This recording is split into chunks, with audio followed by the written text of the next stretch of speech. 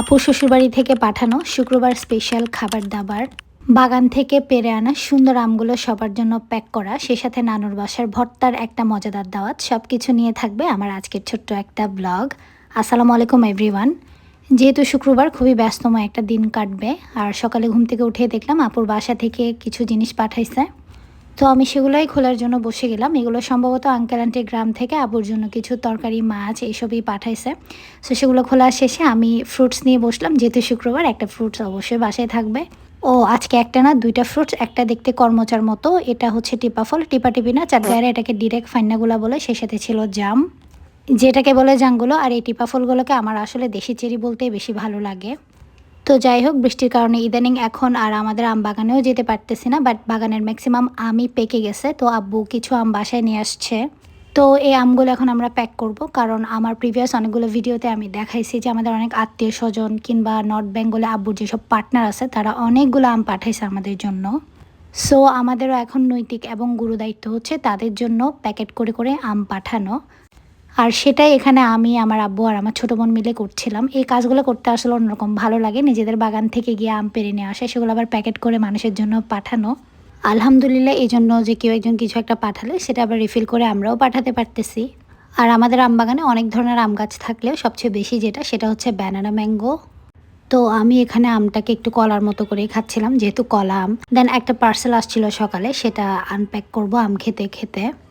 পার্সেলটা just receive করে unbox করে রেখে দিয়েছিলাম। এটা একটা লাইট ছিল, যদিও এটা এখন জ্বালিয়ে দেখার বা চেক করার কোনো সময় আমার কাছে নাই, কারণ আজকে একটা দাওয়াত আছে। আর দাওয়াতটা হচ্ছে আমার সবুজ প্রেমী নানুর বাসার দাওয়াত। ওনার পুরো বাসাটাই হচ্ছে সবুজে ভরপুর।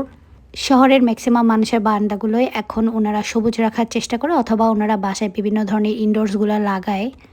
কিন্তু নানুর বাসার ইনডোরসগুলো অনেক ইউনিক লাগে আমার কাছে। খুব সাধারণ যেসব জিনিস আমরা হয়তো ফেলে দিই, সেগুলোকে উনি আসলে ইউজফুল করে তোলে, যেগুলো আমার কাছে অনেক ভালো লাগে। জানি না সবার হয়তো ভালো লাগবে না, কারণ এক একজনের ফ্যাসিনেশন এক এক জায়গায়।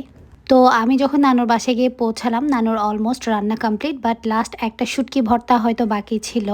দেন আমি চলে গেলাম নানুর বেডরুমের বারান্দাটার দিকে, যেখানে বেশ কিছুদিন আগে, মানে প্রায় 2-3 মাস আগে, আমি কিছু পাখির বাচ্চা দেখে আসছিলাম। আর এখন গিয়ে দেখলাম দুনিয়াতে ওদের আরও 4টা ভাই বোন চলে আসছে। মাশাল্লাহ, প্লিজ সবাই মাশাল্লাহ বলবেন। অ্যান্ড এগুলো হচ্ছে ওদের মা বাবা। ওরা অনেক বেশি অ্যাগ্রেসিভ হয়ে আছে, ওরা ভাবতেছে ওদের ডিমগুলো আমি নিয়ে যেতে আসছি।